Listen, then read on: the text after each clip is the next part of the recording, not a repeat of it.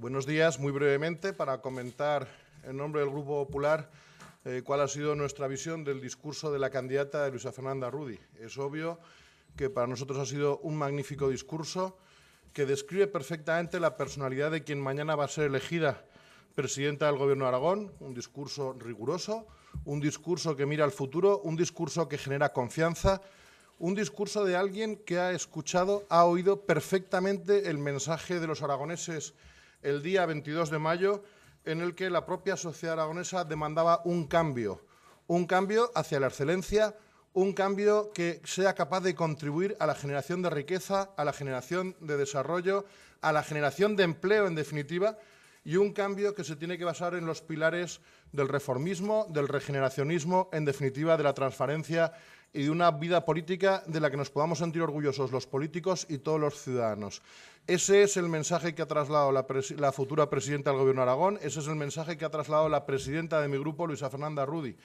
y a partir de ahí estaría a su disposición para cualquier pregunta que quieran hacerme. Será el turno del debate, pero bueno, por aquí han pasado el resto de portavoces que tienen una visión radicalmente distinta. Dicen que el discurso de la FAES, discurso de escuela de FAES, dicen que es la derecha más pura y extrema, en fin, que han echado de menos realmente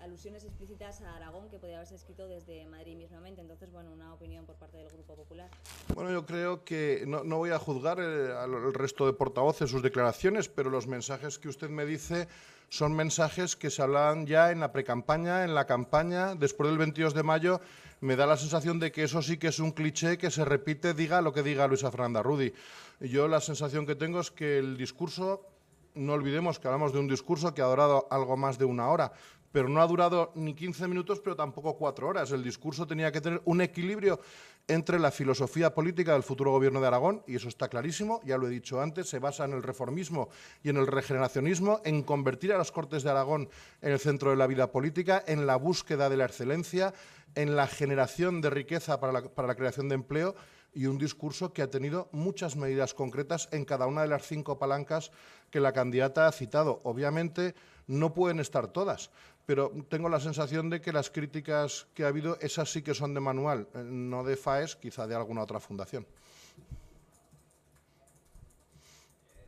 Sí querría un pequeño matiz, a lo mejor es un poco pronto. En el discurso he creído leer que iban a establecer un techo de gasto no financiero. Querría que matizaran esa expresión y querría saber si realmente el gasto financiero va a pesar mucho en los próximos presupuestos aragoneses. Bueno, yo creo que es normal que la candidata a presidenta, hable del techo de gasto en el capítulo no financiero, porque eso sí que depende de la voluntad de cada institución. En cambio, el techo del gasto financiero entrará dentro de las políticas del Consejo Fiscal y Financiero, entrará dentro de las normativas que marque el Ministerio de Economía para que la Administración Pública Española en su conjunto, tanto la central, la autonómica como las locales, puedan alcanzar los objetivos de déficit que nos demanda la Unión Europea. Por tanto, la presidenta ha hablado de lo que el Gobierno de Aragón tendrá competencia directa.